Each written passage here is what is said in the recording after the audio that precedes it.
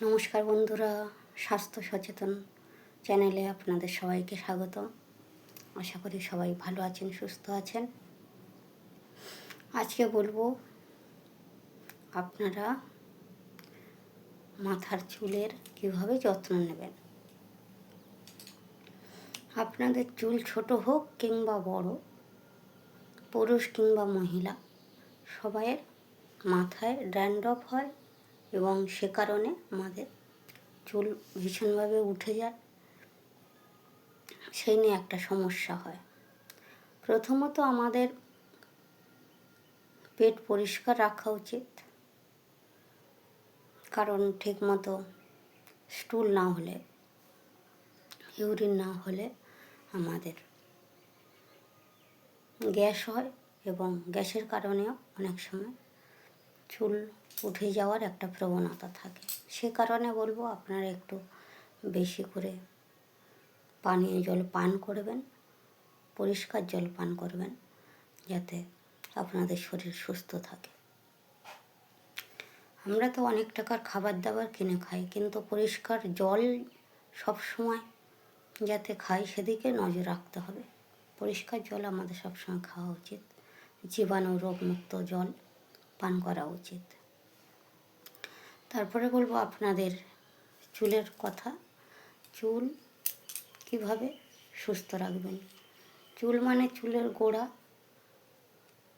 চুলের গোড়া আমাদের কিভাবে সুস্থ রাখতে হবে, ছোট চুল হোক কিংবা বড় চুল। আপনারা যখন স্নান করবেন, যখন স্নান করুন তার 1 ঘন্টা আগে আপনারা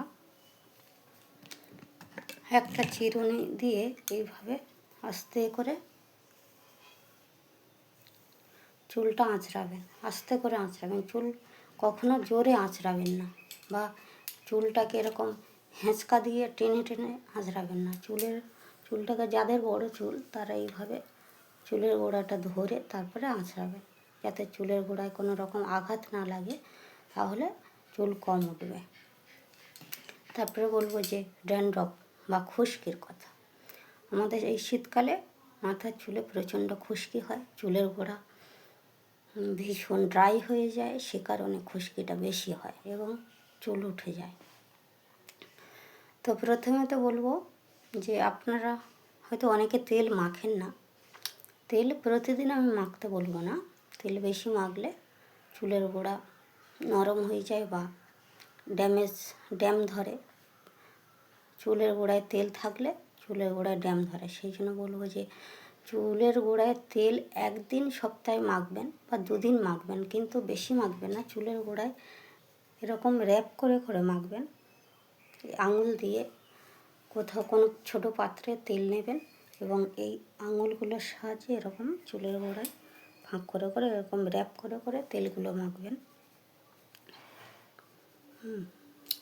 র্যাপ করে তেল মাখবেন এবং তারপরে ভালো শ্যাম্পু ইউজ করবেন আপনারা, কারণ শ্যাম্পু ভালো না হলে আমাদের চুলের ক্ষতি হয়, চুলের গোড়ার ক্ষতি হয়।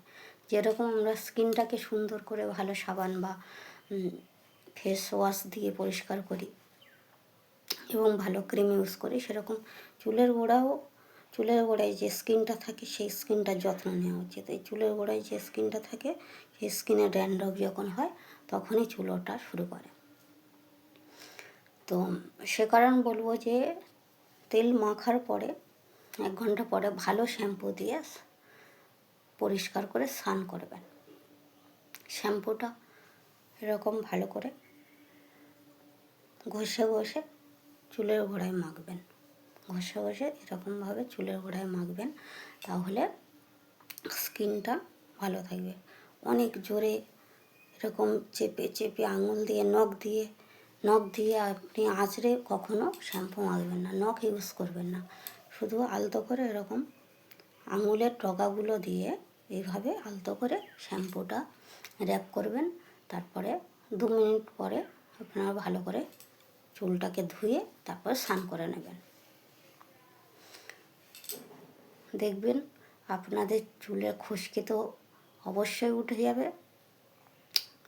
সপ্তাহে 2 দিন যদি শ্যাম্পু করেন অবশ্যই খুশকি উঠে যাবে এবং চুল পড়া আস্তে আস্তে কমে যাবে। তো বন্ধুরা, আমার এই টিপসগুলো আপনাদের কেমন লাগে সেটা আমাকে কমেন্টের মাধ্যমে জানাবেন। একটা লাইক করবেন। আপনাদের একটা লাইক, একটা কমেন্ট আমার কাছে অত্যন্ত গুরুত্বপূর্ণ। নমস্কার, ধন্যবাদ। সবাই সুস্থ থাকুন, ভালো থাকুন।